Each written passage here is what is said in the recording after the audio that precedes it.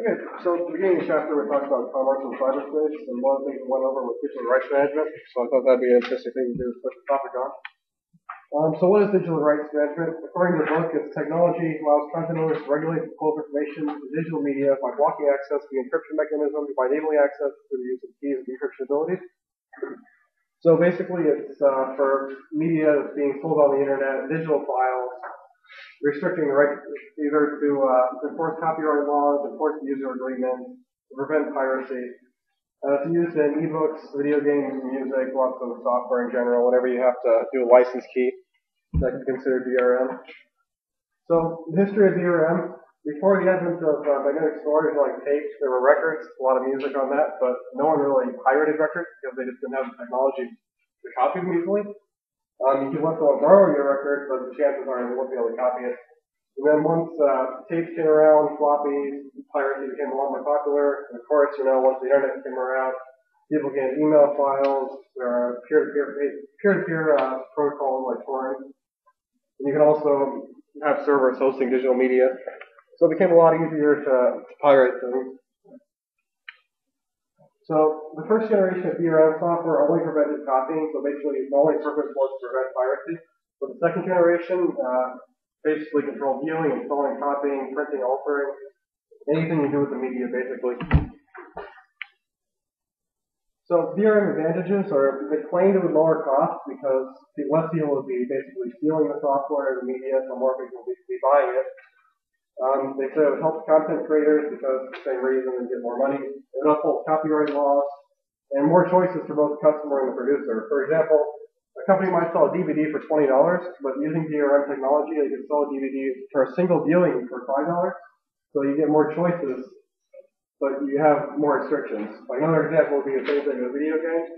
I know a lot of people will buy a video game, they'll play through once, maybe 1 or 2 weeks, and that'll be it. They'll never touch it again. So using DRM, the game could deactivate itself after a month, and then you could pay a lot less, but you just get restricted use. There are 2 common DRM schemes. Permanent encryption key is where they give you a license key and they tie that to your hardware. So basically, if you try and move the software to another computer, it won't work. The other method is a web-based permission, where if you move the software, it could work. You'll actually go out onto the internet and contact a license server. And they'll use that license server in order to validate if it's legal or not to be used. So I'm just going to go through a few examples of DRM. One of the common ones is the genuine Microsoft software. You locally see it around. It's used on Microsoft XP, Vista 7. It's also used on Office and a few other Microsoft programs. It ties the license key to computer hardware. So basically, every time you use like Microsoft Office and it tries to validate itself, it will send your MAC address, BIOS checksum, hard drive serial number, PC manufacturer, the operating system version, the product key, and the product ID.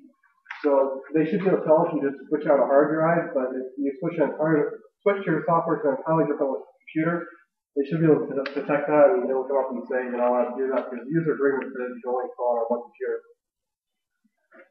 If there is a problem with it, it will notify the user the license may not be genuine, disable the ability to download Windows updates, disable Windows Media Player, the new themes in Vista, Windows 7. It'll disable Windows Defender. So it doesn't actually cripple your operating system. It detects that it's basically a pirated version. But disabling Windows updates, for instance, that significantly lowers what you can do with it. Another one by Microsoft is known as the Protected Media Path. It's developed DVDs and music you get out there with DRM content that is not supposed to be on your computer. It will prevent it from playing. It actually creates what they call a kernel-enforced protected environment. It can be used to disable hardware on your computer, and disable the video card and the audio card. There's a lot of problems with this because the drivers had to be signed by Microsoft in order for them to let you watch the DRM content. So people who tried to write their own drivers had problems, getting them to work properly. Another one is Sony digital watermarking. They're actually researching this right now.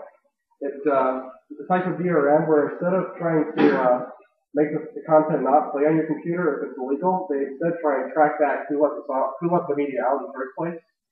So you go on like Sony's website and buy an MP3. It'll encode a unique serial number into that file. and then it'll tie that to a database with your information. So if that file gets on a torrent page, you can go back and say, you're the one that uploaded to that torrent page. They can go after you, but for copyright violations. So the DMCA was implemented in 1998 and makes it illegal to try and circumvent any kind of DRM technology, basically. There's also a version of the European Union passed, and there's another version they're working on right now, it's an international one, international treaty, which will make it so if you try and decrypt any kind of DRM content that isn't yours, you could be prosecuted. So from a programmer perspective, do you think DRM would be a good thing to implement? It would prevent people from stealing your software, basically? So not many people like the idea. And from a customer perspective, same kind of thing. The argument against DRM is that it makes illegal use of files more difficult, but it certainly doesn't stop the illegal use. Anyone with enough time and knowledge can get around encryption schemes, they can get around, any kind of security hole. They can find security holes in it, so it's not entirely effective. Most CDs and DVDs don't use DRM right now, so even if you buy a CD image online and that's protected with DRM, you can just easily buy the CD and upload that. They say it increases the cost of DRM development implementation, and the cost increase is more than you would actually gain from reusing piracy. And it could violate fair use, which I'll go into in a bit here. So there's a large organization like Protected by Design is one of them. They go out and protest DRM. They go to like Sony and Microsoft headquarters. Fair use is a copyright act. It says basically there are exceptions to copyright law, because otherwise copyright law would interfere with everyday life. So if they take into account the purpose and character of this, the nature of copyrighted work, the amount and portion used.